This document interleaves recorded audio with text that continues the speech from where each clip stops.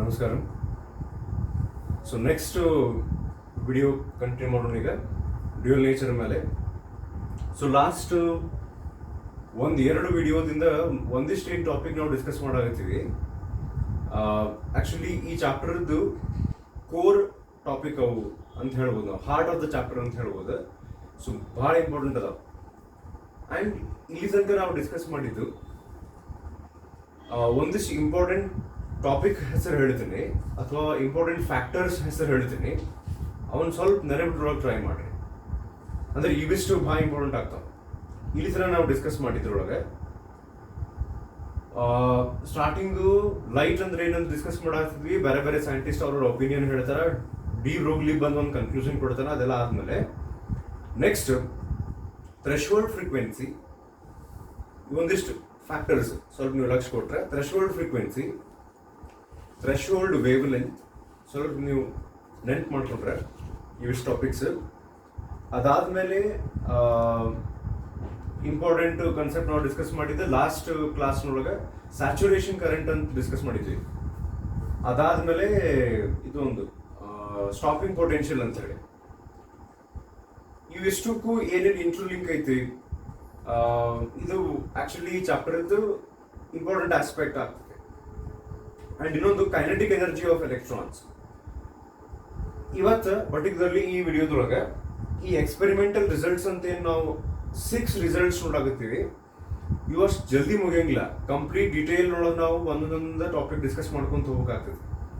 Almost last ವಿಡಿಯೋದೊಳಗೆ ಒಂದು 31 minutes ಏನು video ಆಗಿತ್ತಲ್ಲ, ಅದ್ರೊಳಗೆ ಮೆಜಾರಿಟಿ ಆಫ್ ಟೈಮ್ ನಾನು 2 ಟಾಪಿಕ್ ಮೇನ್ಲಿ ಕವರ್ ಮಾಡಕ್ಕೆ ಯೂಸ್ ಮಾಡಿದ್ದೆ. ಒಂದು ಸ್ಯಾಚುರೇಷನ್ ಕರೆಂಟ್, ಇನ್ನೊಂದು ಸ್ಟಾಪಿಂಗ್ ಪೊಟೆನ್ಷಿಯಲ್.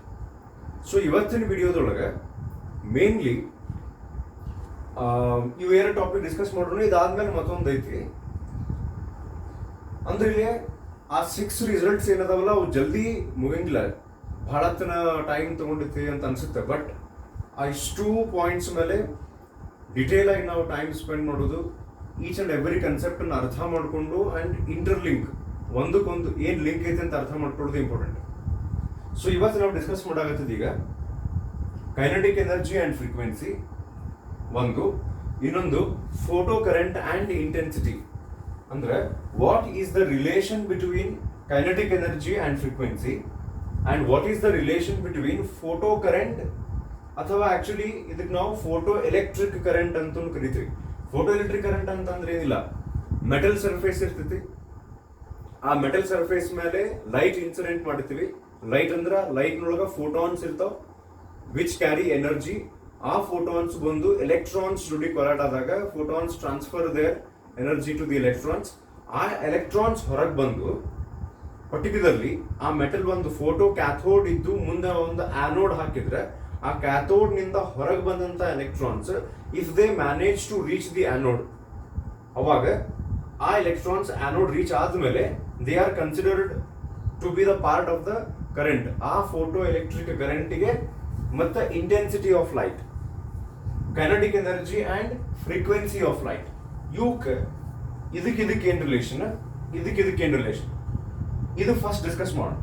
ಅದಾದ್ಮೇಲೆ is there any relation between kinetic energy of electrons with intensity of light, ಆಮೇಲೆ ಫೋಟೋ ಕರೆಂಟ್ ಅಂತ ಏನೈತಲ್ಲ, ಎಲೆಕ್ಟ್ರಾನ್ಸ್ ಬರೋದ್ರಿಂದ ಏನು ಕರೆಂಟ್ ಬರ್ತೈತಿ ಅದಕ್ಕೆ, ಮತ್ತೆ ಫ್ರೀಕ್ವೆನ್ಸಿ, ಇವು ಎರಡಕ್ಕೂ ಏನು ರಿಲೇಷನ್ ಐತನು ಅಂತ ಡಿಸ್ಕಸ್ ಮಾಡೋಣ. ಈಗ ಕೈನೆಟಿಕ್ ಎನರ್ಜಿ ಅಂಡ್ ಫ್ರೀಕ್ವೆನ್ಸಿಗೆ ನಾವು ಬಂದ್ರೆ, ಇಲ್ಲಿ ಫ್ರೀಕ್ವೆನ್ಸಿ ಅಂದ್ರೆ ಎದ್ರ ಫ್ರೀಕ್ವೆನ್ಸಿ ಇದು?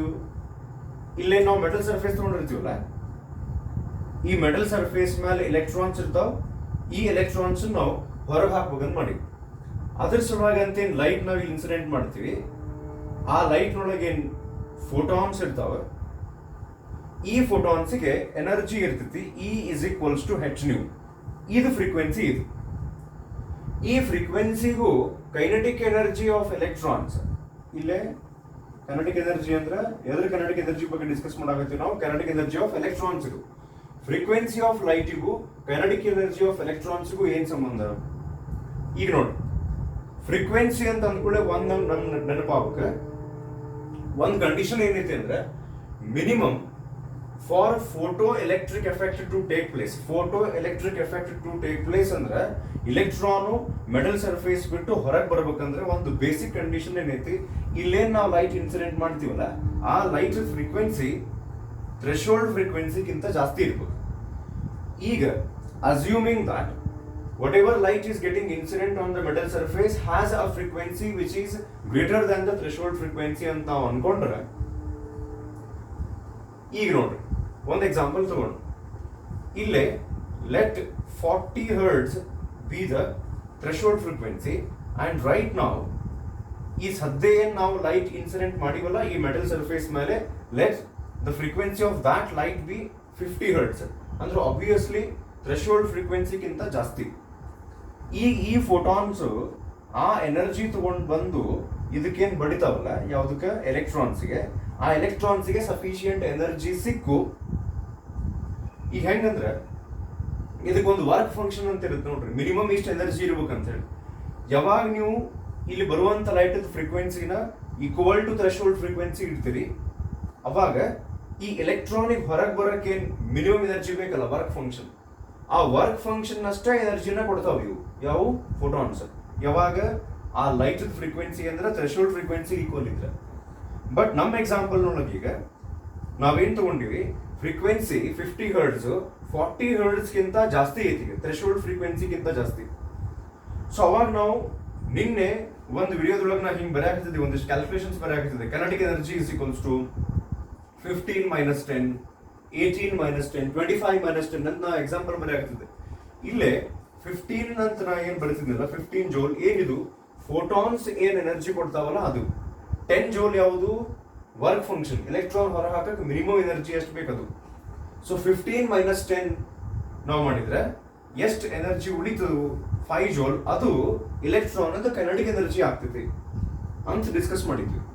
ಸೊ ಈಗ ನಮ್ಮ ಟಾಪಿಕ್ ಬಂದ್ರೆ ಕೈನೆಟಿಕ್ ಎನರ್ಜಿ ಅಥವಾ ಈ ಟಾಪಿಕ್ ನಾವು ಹಿಂಗ್ ಬರಿಬಹುದು ಏನಂದ್ರೆ relation between kinetic energy of electrons and frequency ಅಂತ ನಾವು ಮಾಡಿದ್ರೆ, ಇಲ್ಲ ಆಕ್ಚುಲಿ ಏನ್ ಡಿಸ್ಕಸ್ ಮಾಡೋದು ಗೊತ್ತಾ, ಹೆಂಗ್ ಫ್ರೀಕ್ವೆನ್ಸಿ ನಾವು ಹೆಚ್ಚಿಗೆ ಮಾಡ್ಕೊಂತ ಹೋಗ್ತೀವಿ, what happens to the kinetic energy of electrons ಅಂತ. ಈಗ ಒಂದು ಯಾವಾಗ ಇಲ್ಲಿ ಬರುವಂತ ಲೈಟ್ ಫ್ರೀಕ್ವೆನ್ಸಿ 40 hertz ಗಿಂತ ಕಡಿಮೆ ಇರ್ತೈತಿ, so there is no question of kinetic energy of electrons in that case. 40 hertz ಗಿಂತ ಕಡಿಮೆ ಇತ್ತಂದ್ರೆ, ಥ್ರೆಶೋಲ್ಡ್ ಫ್ರೀಕ್ವೆನ್ಸಿಗಿಂತ ಕಡಿಮೆ ಇದ್ರೆ ಎಲೆಕ್ಟ್ರಾನ್ಸ್ ಹೊರಗೆ ಬರಂಗಿಲ್ಲ. ಅವಾಗ ಈ ಎಲೆಕ್ಟ್ರಾನ್ಸ್ ಎಷ್ಟು ಕೈನೆಟಿಕ್ ಎನರ್ಜಿ ಹೊರಗೆ ಬಂದುಪ್ಪ ಅನ್ನೋ ಪ್ರಶ್ನೆನೇ ಬರಂಗಿಲ್ಲ. ಯಾವಾಗ if the frequency is less than 40 hertz. 40 hertz ಇತ್ತಂದ್ರೆ ಎಕ್ಸಾಕ್ಟ್ಲಿ ವರ್ಕ್ ಫಂಕ್ಷನ್ ಎಷ್ಟು ಇರ್ತದಲ್ಲ ಅಷ್ಟೇ ಎನರ್ಜಿ ಸಿಕ್ಕು ಆ ಹೊರಗೆ ಬರುವಂತ ಎಲೆಕ್ಟ್ರಾನ್ ಅದು ಕೈನೆಟಿಕ್ ಎನರ್ಜಿ 0 ಆಗ್ತದೆ ಆ ಕೇಸ್ನ. ಅದಕ್ಕಿಂತ ಹೆಚ್ಚಿಗೆ ಮಾಡ್ಕೊಂಡು ಬರೋಣ. ಫ್ರೀಕ್ವೆನ್ಸಿ ಆಫ್ ಲೈಟ್ ನ 40 hertz ಗಿಂತ ಹೆಚ್ಚಿಗೆ ಮಾಡಿ 41, 42, 43 ಹಿಂಗ ನಾವು ಇನ್ಕ್ರೀಸ್ ಮಾಡ್ಕೊಂತ ಬಂದ್ವಿ ಅಂದ್ರೆ ಏನಾಗ್ತೈತಿ, ಒಂದು ಕ್ಲಿಯರ್ ಆಗಿ ಅರ್ಥ ಮಾಡ್ಕೊಂಡು, frequency when we increase the frequency it directly effects the energy of the light. When energy of the light increases that means ಇಲ್ಲಿ ಬರುವಂತ ಫೋಟಾನ್ಸ್ ಎನರ್ಜಿ ಹೆಚ್ಚಿಗೆ ಹಾಕೊಂಡು ಬರತ್ತೆ.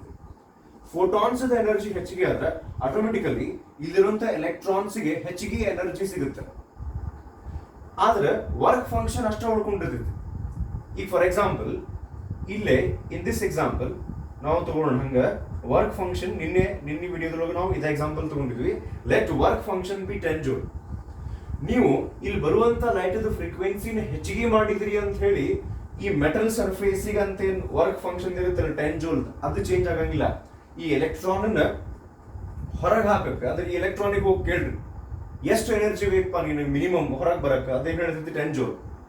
ನೀವು ಲೈಟ್ ನಿಂದ ಎಷ್ಟು ಎನರ್ಜಿ ಕೊಡ್ರಿ ಅದು ಸಂಬಂಧ ಇರಂಗಿಲ್ಲ. ಈ ಮೆಟಲ್ ಸರ್ಫೇಸಿಗೆ ಅಂತದ್ದು ಫಿಕ್ಸ್ ಇರುತ್ತೆ ಯಾವುದು ವರ್ಕ್ ಫಂಕ್ಷನ್. ಸೊ ಇದು 10 ಜೋಲ್ ಇರುತ್ತೆ. ನಾವು ಫ್ರೀಕ್ವೆನ್ಸಿನ ಹೆಚ್ಚಿಗೆ ಮಾಡ್ಕೊಂತ ಹೊಂಟಿವಿ ಈಗ 40, 41, 42, 43 ಹೆಂಗ್ ನೀವು ಫ್ರೀಕ್ವೆನ್ಸಿ ಹೆಚ್ಚಿಗೆ ಮಾಡ್ಕೊಂತ ಹೋಗ್ತೀರಿ, that results in the increase in energy of the photons. When the energy of the photons increases automatically ಅವೇನ್ ಎಲೆಕ್ಟ್ರಾನ್ಸ್ ಎನರ್ಜಿ ಟ್ರಾನ್ಸ್ಫರ್ ಮಾಡ್ತಾವ ಆ ಎಲೆಕ್ಟ್ರಾನ್ ಎನರ್ಜಿ ಹೆಚ್ಚಿಗೆ ಹಾಕೊಂತ ಹೋಗಿ work function remains at the same level. ಈಗ ಫಾರ್ ಎಕ್ಸಾಂಪಲ್ ಫ್ರೀಕ್ವೆನ್ಸಿ ನೀವು ಹೆಚ್ಚಿಗೆ ಮಾಡ್ಕೊಂತ ಹೋದ್ರೆ ಈ ಫೋಟಾನ್ಸ್ ಏನ್ ಎಲೆಕ್ಟ್ರಾನಿಕ್ ಬಂದು ಎನರ್ಜಿ ಕೊಡ್ತಾವಲ್ಲ, ಯಾವುದೋ ಒಂದು ಫೋಟಾನ್ ಫಸ್ಟಿಗೆ 15 ಜೂಲ್ ಎನರ್ಜಿ ಕೊಟ್ರೆ, ನೀವು ಫ್ರೀಕ್ವೆನ್ಸಿ ಇನ್ಕ್ರೀಸ್ ಮಾಡಿದ್ರೆ 15 ಬದಲಿ 16 ಜೋಲ್ ಎನರ್ಜಿ ಕೊಡ್ತೈತಿ. ಈಗ ಇನ್ನೂ ಫ್ರೀಕ್ವೆನ್ಸಿ ಹೆಚ್ಚಿಗೆ ಮಾಡ್ರಿ, 17, 18, 20. As you go on increasing the frequency, the energy of the photons will increase. As a result, being work function being constant, definitely ಏನ್ ಜಾಸ್ತಿ ಹಾಕೊಂತ ಹೋಗ್ತೈತಿ. ಈಗ ಲೈಕ್ ನೋಡ್ರಿ, ಫೋಟಾನ್ ಎನರ್ಜಿ 15 ಇದ್ದಾಗ 10 ಜೋಲ್ ವರ್ಕ್ ಫಂಕ್ಷನ್ಗೆ ನೀವು ಕಟ್ ಮಾಡ್ಕೊಂಡ್ರೆ ಎಷ್ಟು ಕೆನೆಟಿಕ್ ಎನರ್ಜಿ ಉಳಿತು? 5 ಜೋಲ್. ಅದ 18 ಇದ್ರೆ 18 - 10 ಆಗಿ 8 ಜೋಲ್ ಉಳಿತೈತಿ. ಇದು 20 ಆದ್ರೆ 20 - 10 ಆಗಿ 10 ಆಗುತ್ತೆ. ದಟ್ ಮೀನ್ಸ್ ಇಲ್ಲಿ ಏನ್ ನಾವು ಕನ್ಕ್ಲೂಷನ್ ಮಾಡಬಹುದು, what is the relation between kinetic energy of electrons and frequency ಅಂದ್ರೆ, ಇದ್ರ ಕನ್ಕ್ಲೂಷನ್ ನಾವು ಹೆಂಗ್ ಬರೀತೀವಿ? It's very clear that as we go on increasing the frequency of the light, kinetic energy also increases. ಅದಕ್ಕೆ ನಾನು one conclusion ಬರೀತೀನಿ. Kinetic energy of the electrons which come out of the metal surface is directly proportional to the frequency of the light used. ಹೆಂಗೆ ನಾವು frequency ಜಾಸ್ತಿ ಮಾಡ್ಕೊಂತ ಹೋಗ್ತೀವಿ, ಹಂಗೆ kinetic energy of electrons ಜಾಸ್ತಿ ಹಾಕೊಂತ ಹೋಗ್ತೀವಿ. ಇದು relation between kinetic energy of electrons and frequency. ಈ ಕನ್ಸೆಪ್ಟ್ ಏನ ಜಸ್ಟ್ ಈಗ ಹೇಳಿನಲ್ಲ, ಇದು ನಮಗ ಒಂದು ಕೈನೆಟಿಕ್ ಎನರ್ಜಿ ಆಫ್ ಎಲೆಕ್ಟ್ರಾನ್ಸ್ ಮತ್ತು ಫ್ರೀಕ್ವೆನ್ಸಿಗೆ ರಿಲೇಷನ್ ಏನೈತೆ ಅಂತ ಹೇಳ್ತೈತಿ. ಇನ್ನೊಂದು ಅಂದ್ರೆ ಈಗ ಎಕ್ಸ್ಪೆರಿಮೆಂಟಲ್ ರಿಸಲ್ಟ್ಸ್ ಒಳಗೆ ನೀವು ಅಲ್ಲಿ ನೋಡಿದ್ರೆ, ಫುಲ್ ಟೆಕ್ಸ್ಟ್ ಬುಕ್ ಐತೆ ನಿಮ್ಮ ಕಡೆ ಈಗ ಸದ್ಯ ಅಂತ ಅನ್ಕೊಂಡು ನಾನು, ಇಲ್ಲಾಂದ್ರೆ ತಗೊಂಬಂದು ವಿಡಿಯೋ ಕಂಟಿನ್ಯೂ ಮಾಡ್ರಿ. ಈಗ ಅಲ್ಲೇ ಒಂದು ಪಾಯಿಂಟ್ ಐತಿ, 4th ಪಾಯಿಂಟ್ ಐತೆ ನೋಡ್ರಿ, ಎಕ್ಸ್ಪೆರಿಮೆಂಟಲ್ ರಿಸಲ್ಟ್ಸ್ ಒಳಗೆ effect of frequency of incident radiation on the kinetic energy of photo electrons. ಅಲ್ಲಿ ಏನ್ ಹೇಳ್ತದೆ ಅಂದ್ರೆ, when the frequency of radiation incident on a photo emissive surface is increased. ಏನ್ increase ಮಾಡ್ತಾರೆ ಅಂತ ಹೇಳ್ತಾರೆ ಅವ್ರೆ, when the frequency of radiation incident on a photo emissive surface ಅಂದ್ರೆ ಫ್ರೀಕ್ವೆನ್ಸಿ ಆಫ್ ಲೈಟ್ ಇಲ್ಲಿ ಬಂದು ಬಿಡುದು ಯಾವಾಗ ನಾವು ಹೆಚ್ಚಿಗೆ ಮಾಡ್ತೀವಿ, above the threshold frequency, the kinetic energy of the photoelectrons increases linearly ಅಂತ ಹೇಳ್ತಾರೆ.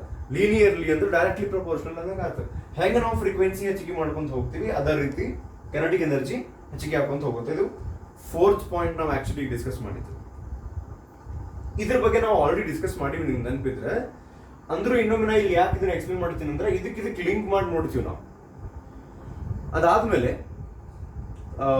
ಒಂದು ಕೆಲಸ ಮಾಡೋಣ, ಈ 4th ಪಾಯಿಂಟ್ ಬಗ್ಗೆ ಒಂದು ಗ್ರಾಫ್ ಕೊಟ್ಟಾರ. ಜಸ್ಟ್ ನಾ ಏನೀಗ ಡಿಸ್ಕಸ್ ಮಾಡಿದ್ವಲ್ಲ, kinetic energy is directly proportional to frequency.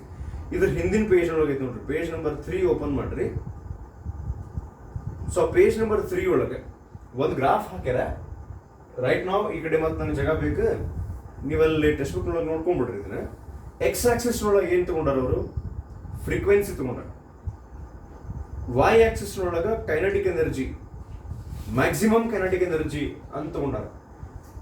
Maximum kinetic energy ಅಂದ್ರೆ ಏನಿದು? ಬರೀ ಕೈನೆಟಿಕ್ ಎನರ್ಜಿ ಯಾಕೆ ಅವರು ಬರ್ದಿಲ್ಲ, ಮ್ಯಾಕ್ಸ್ ಅಂತ ಯಾಕೆ ಬರ್ದಾರ ಅಂದ್ರೆ, ಈಗ ಮತ್ತೊಂದು ಮೆಟಲ್ ಸರ್ಫೇಸ್ ಇಲ್ಲಿ ನಾನು ಡ್ರಾ ಮಾಡ್ತೀನಿ.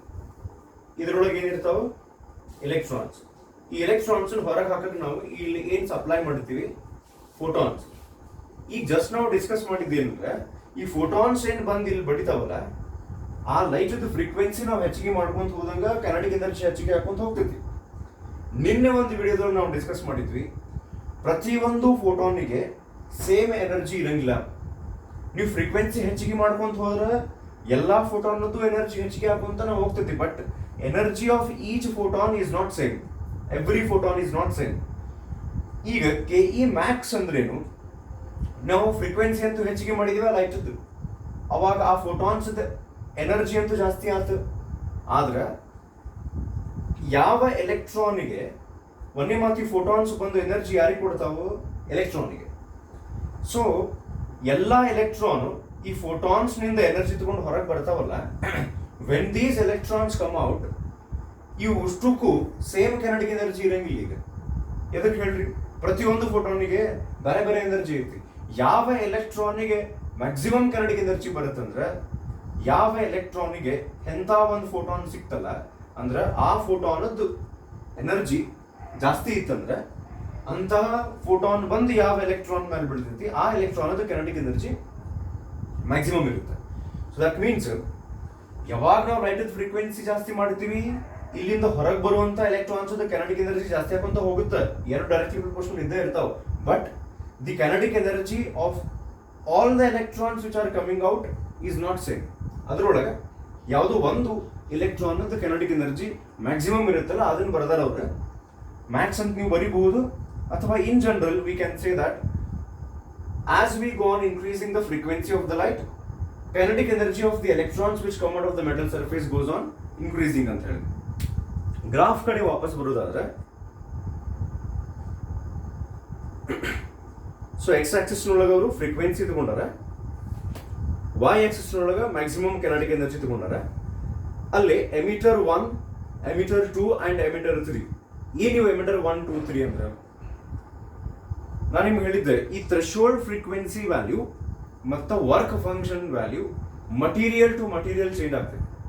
ಈಗ ಐಯರ್ನ್ ತಗೊಂಡ್ರೆ ಐಯರ್ನ್ ಅದರಾಗಿನ ಸಿಚುವೇಶನ್ಸ್ ತಕ್ಕಂಗೆ ಐಯರ್ನ್ ಒಳಗಿರುವಂಥ ಎಲೆಕ್ಟ್ರಾನ್ಸ್ ಅವು ಒಂದು ಏನೋ ವರ್ಕ್ ಫಂಕ್ಷನ್ ಡಿಮಾಂಡ್ ಮಾಡ್ತಾವೆ. ಇನ್ನೊಂದು ಯಾವುದು ಮೆಟಲ್ ಸರ್ಫೇಸ್ ನೀವು ತಗೊಂಡ್ರೆ ಅದ್ರದ್ದು ಒಂದು ವರ್ಕ್ ಫಂಕ್ಷನ್ ಥ್ರೆಶೋಲ್ಡ್ ಫ್ರೀಕ್ವೆನ್ಸಿ ಎಲ್ಲ ಬೇರೆ ಬೇರೆ ಇರ್ತಾವೆ.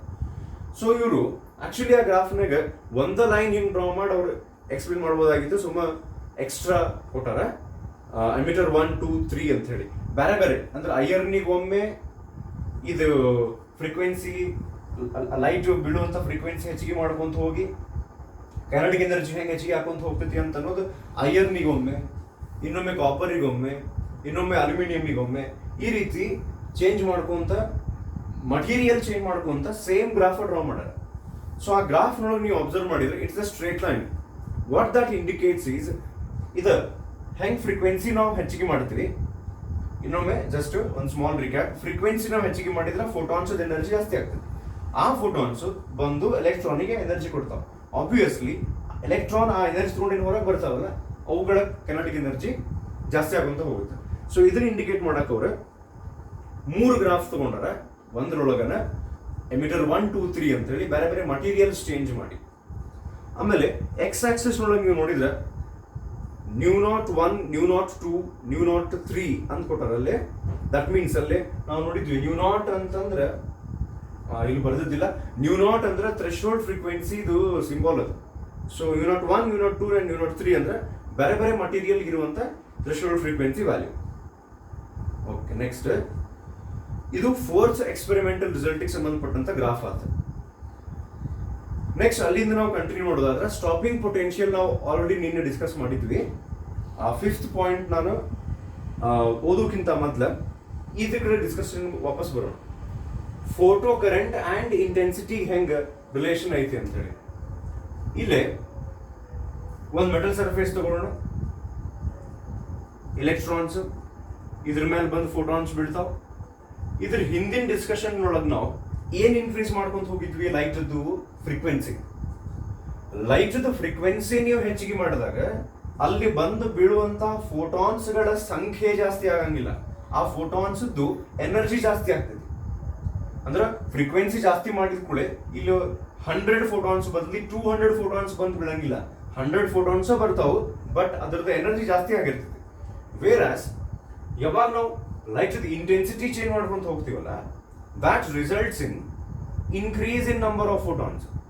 ಆದ್ರೆ ಎನರ್ಜಿ ಹೆಚ್ಚಿಗೆ ಆಗಂಗಿಲ್ಲ. ಇಲ್ಲಿ ಇಂಟೆನ್ಸಿಟಿ ಹೆಚ್ಚಿಗೆ ಮಾಡಿದ್ರೆ ಫೋಟಾನ್ಸ್ಗಳ ಸಂಖ್ಯೆ ಹೆಚ್ಚಿಗೆ ಆಗ್ತೈತಿ, ಫ್ರೀಕ್ವೆನ್ಸಿ ಹೆಚ್ಚಿಗೆ ಮಾಡಿದ್ರೆ ಫೋಟಾನ್ಸ್ಗಳ ಎನರ್ಜಿ ಹೆಚ್ಚಿಗೆ ಆಗ್ತೈತಿ. ಸೊ ಹಂಗಾರೆ ಇಲ್ಲಿ ಈ ಕೇಸ್ ಒಳಗೆ ನಾವು ಇಂಟೆನ್ಸಿಟಿ ಹೆಚ್ಚಿಗೆ ಮಾಡ್ಕೊಂತ ಹೊಂಟಿವಿ ಅಂತ ಲೈಟ್ ಬ್ರೈಟ್ನೆಸ್ ಹೆಚ್ಚಿಗೆ ಮಾಡ್ಕೊಂತ ಹೊಂಟಿವಿ. As we go on increasing the brightness, more and more photons will be incident on the metal surface.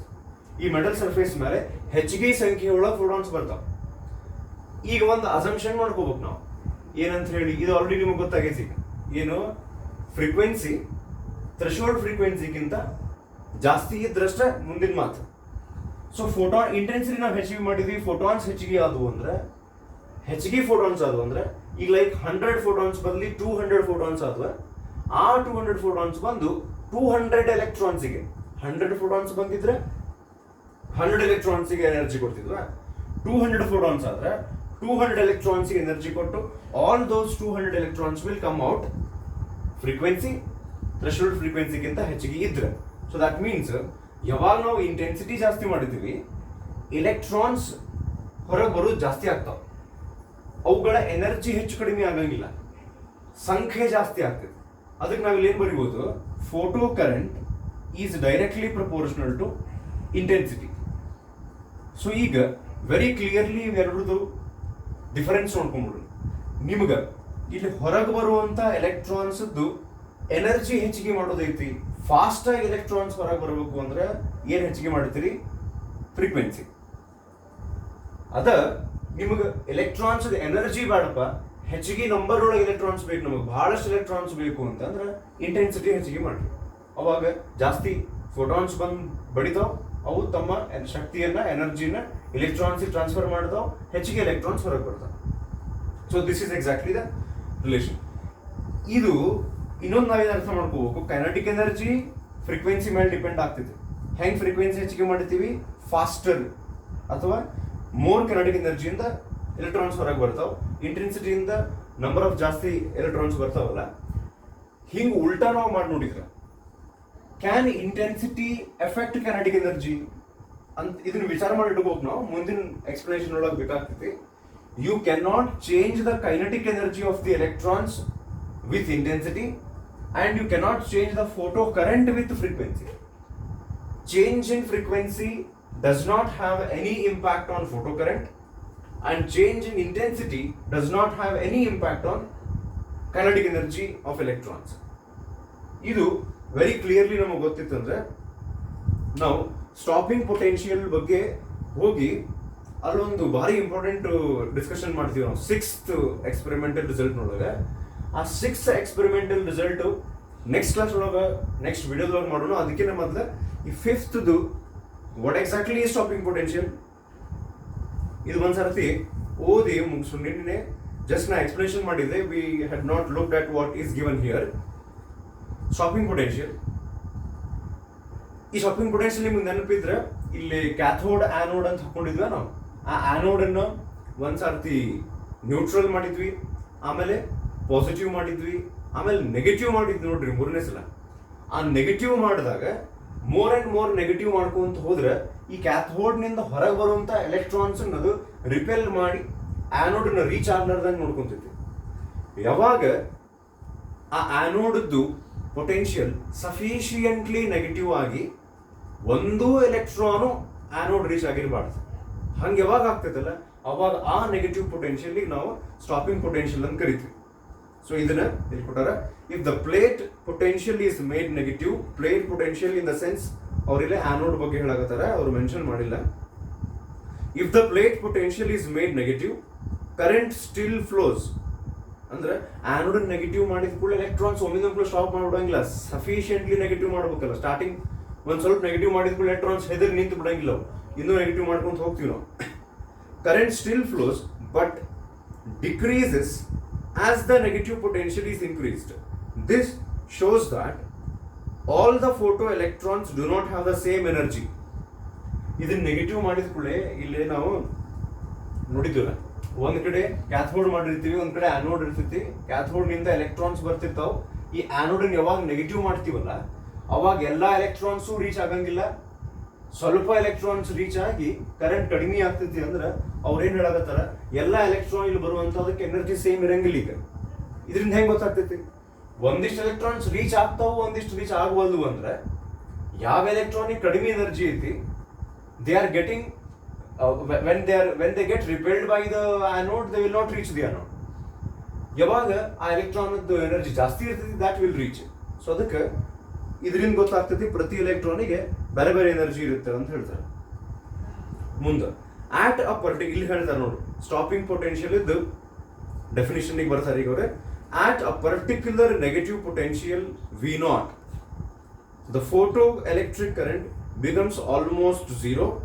This potential is called stopping potential or retarding potential, as shown in figure C and figure D ಅಂತ graph ಅಂತಾರಲ್ಲ. ಆ C and D ಬಗ್ಗೆ next ವಿಡಿಯೋದಲ್ಲಿ detail ಆಗಿ discuss ಮಾಡೋಣಂತೆ. So ಇಲ್ಲಿ ಅವರು mention ಮಾಡಿದ್ರು, ಯಾವ ನೆಗೆಟಿವ್ ಪೊಟೆನ್ಷಿಯಲ್ ಒಳಗೆ ಎಲೆಕ್ಟ್ರಾನ್ಸ್ ಕಂಪ್ಲೀಟ್ಲಿ ಸ್ಟಾಪ್ ಆಗ್ತಾವ ಅದಕ್ಕೆ ನಾವು ಸ್ಟಾಪಿಂಗ್ ಪೊಟೆನ್ಷಿಯಲ್ ಅಂತ ಕರಿತೀವಿ. ಯೂಶುವಲಿ ಅವರಲ್ಲೇ ವರ್ಕ್ ಫಂಕ್ಷನ್ ಒಂದು ಡೆಫಿನೇಷನ್ ಹೇಳ್ಬಿಟ್ಟಾರೆ ನೋಡ್ರಿ, ಆಲ್ರೆಡಿ ನಾವು ಡಿಸ್ಕಸ್ ಮಾಡಿವಿ ಇದನ್ನ. The minimum energy required to make an electron to just come out of a metal surface. Just come out of ಅಂದ್ರೆ ಈ ಎಲೆಕ್ಟ್ರಾನ್ ಹೊರಗೆ ಬಂದು ಫಾಸ್ಟ್ ಆಗಿ ಕೈನೆಟಿಕ್ ಎನರ್ಜಿಲೇ ಬಂತು ಅಂದ್ರೆ ಅವಾಗ ನಾವು ಎಷ್ಟು ಎನರ್ಜಿ ಕೊಟ್ಟಿರ್ತೀವಲ್ಲ ಅದು ವರ್ಕ್ ಫಂಕ್ಷನ್ ಈಕ್ವಲ್ ಇರಂಗಿಲ್ಲ. ಯಾವಾಗ ನೀವು ಕೊಟ್ಟಂತ ಎನರ್ಜಿ, ಫೋಟಾನ್ ಎನರ್ಜಿ ಆ metal surface work function equal ಇರುತ್ತೆ. ಇಲ್ಲ ಲಕ್ಷಣ ಆಕ್ಚುಲಿ ಆಗಲೇ ಬರ್ತಿದ್ದೆ, ನಾವು ಎಕ್ಸಾಂಪಲ್ ತಗೊಂಡಿದ್ದು ನೋಡ್ರಿ. Work function if it is 10 joule, photon ನಿಂದ ಸಿಕ್ಕಂತ ಎನರ್ಜಿನು 10 ಜೋಲ್, ಈ metal surface work function 10 joule ಇತ್ತು ಅಂದ್ರೆ 10 - 10 ಆಗಿ ಪೂರ್ತಿ ಆ ಫೋಟಾನ್ ಎನರ್ಜಿ ಎಲೆಕ್ಟ್ರಾನ್ ಹೊರಗೆ ತಗೊಂಡ್ಬರಕನ್ನ ಹೋದಾಗ ಆ ಎಲೆಕ್ಟ್ರಾನ್ ಹೊರಗೆ ಬಂದಾಗ ಅದಕ್ಕೆ ಕೆನೆಟಿಕ್ ಎನರ್ಜಿ ಉಳಿದ್ರಂಗೆ ಇಲ್ಲ, 0 ಜೋಲ್ ನಿಂದ ಅಲ್ಲಿ ಕೆಳಗೆ ಬಿದ್ದು ಬಿಡ್ತಿರ್ತದೆ. ಸೊ ಅದಕ್ಕೆ ಅವರು ಆ ಡೆಫಿನೇಷನ್ ಹೇಳ್ತಾರೆ, the minimum energy required to make an electron to just come out of a metal surface is called the photo electric work function φ0 of that metal. It is a characteristic of that metal ಅಂತ ಹೇಳ್ತಾರೆ. It is a characteristic of that metal ಅಂದ್ರೆ metal to metal value change ಆಗ್ತೈತಿ. Like 10 joule is the work function of iron ಅಂದ್ರೆ that value is not the same for all the metals, it changes. So ಇಷ್ಟು ಸಾಕ. ಈಗ next ಒಂದು graph ಬರ್ತೈತಿ, ಅದನ್ನು ಮುಗಿಸ್ಕೊಂಡು ಅದಾದ್ಮೇಲೆ 6th ಪಾಯಿಂಟಿಗೆ ನೆಕ್ಸ್ಟ್ ವಿಡಿಯೋದೊಳಗೆ ಹೋಗೋಣ. ಅಲ್ಲೇ ಹೆಂಗೆ ನಾವು ಫ್ರೀಕ್ವೆನ್ಸಿ ಮತ್ತು ಕೈನೆಟಿಕ್ ಎನರ್ಜಿ ಬಗ್ಗೆ ಡಿಸ್ಕಸ್ ಮಾಡಿದ್ವಿ, ಇಂಟೆನ್ಸಿಟಿ ಆ್ಯಂಡ್ ಕರೆಂಟ್ ಬಗ್ಗೆ ಡಿಸ್ಕಸ್ ಮಾಡಿದ್ವಿ. ನೆಕ್ಸ್ಟ್ ವಿಡಿಯೋದೊಳಗೆ ನಾವು very interesting and important discussion ಮಾಡ್ಬೇಕು, where we will discuss regarding stopping potential versus frequency. ಅಂದ್ರೆ ಫ್ರೀಕ್ವೆನ್ಸಿ ಚೇಂಜ್ ಮಾಡೋದ್ರಿಂದ ಸ್ಟಾಪಿಂಗ್ ಪೊಟೆನ್ಷಿಯಲ್ ಹೆಂಗೆ ಲಿಂಕ್ ಐತಿ. ಸೊ ಆ ವಿಡಿಯೋ ನಾವು ನೋಡೋದಕ್ಕಿಂತ ಮೊದಲು, ಅದ್ರ ಡಿಸ್ಕಸ್ ಮಾಡೋದಕ್ಕಿಂತ ಮೊದಲು ಇಲ್ಲಿ ತನಕ ಮಾಡಿದ ಈ 5 ಎಕ್ಸ್ಪೆರಿಮೆಂಟಲ್ ರಿಸಲ್ಟ್ಸ್ ಅನ್ನ ಬೇಕಾದ್ರೆ ಇನ್ನೊಮ್ಮೆ ಆ ವಿಡಿಯೋ ನೋಡಿ, ಈ ವಿಡಿಯೋ ಇನ್ನೊಮ್ಮೆ ನೋಡಿ, ಒಂದ್ಸರ್ತಿ ಕ್ಲಾರಿಟಿ ನಿಮಗೆ ಬಂದಿತ್ತು ಅಂದ್ರೆ 6th ಆ್ಯಂಡ್ ವೆರಿ ಇಂಪಾರ್ಟೆಂಟ್ ಡಿಸ್ಕಷನ್ಗೆ ನಾವು ಹೋಗ್ಬೋದು. ಬಿಕಾಸ್ ಅಲ್ಲಿ ಏನಾಗ್ತೈತಿ, 2-3 ಆಸ್ಪೆಕ್ಟ್ಸ್ ಮಿಕ್ಸ್ ಆಗ್ತಾವ. ಅದಕ್ಕೆ ಇವಿಷ್ಟು ನೀವು ಪರ್ಫೆಕ್ಟ್ ಮಾಡ್ಕೊಂಡಿದ್ರೆ ನೆಕ್ಸ್ಟ್ ವಿಡಿಯೋದ ಕಡೆ ಹೋಗ್ಬೋದು. ನಾವು ನೋಡೋಣ, ಅಲ್ಲಿಂದ ಕಂಟಿನ್ಯೂ ಮಾಡಿ ಅದನ್ನು ಮುಗಿಸಿ ನೆಕ್ಸ್ಟ್ ಇನ್ನೊಂದು ಇಂಪಾರ್ಟೆಂಟ್ ಕನ್ಸೆಪ್ಟ್ ಬರುತ್ತೆ ಚಾಪ್ಟರ್ ಒಳಗೆ, ಐನ್ಸ್ಟೀನ್ಸ್ ಫೋಟೋ ಎಲೆಕ್ಟ್ರಿಕ್ ಇಕ್ವೇಶನ್ ಅಂತ ಹೇಳಿ. ಅದಕ್ಕೆ ಈಗ ನಾವು ಮಾಡಾಕ್ತಿದ್ದೆಲ್ಲ ಬಿಲ್ಡಪ್ ಇದು ಅದು ಅರ್ಥ ಆಗ್ಬೇಕಂದ್ರೆ ಒಂದ್ಸರ್ತಿ ಅದು ಮುಗಿತಂದ್ರೆ ಆಲ್ಮೋಸ್ಟ್ ಈ ಚಾಪ್ಟರ್ ಮುಗಿದಂಗೆ ಮುಂದೆ 1-2 ಈಸಿ ಟಾಪಿಕ್ ಬರ್ತಾವ, ಅಲ್ಲಿ ಚಾಪ್ಟರ್ ಮುಗಿತೈತೆ. Okay, so will continue the next week. Thank you, ನಮಸ್ಕಾರ.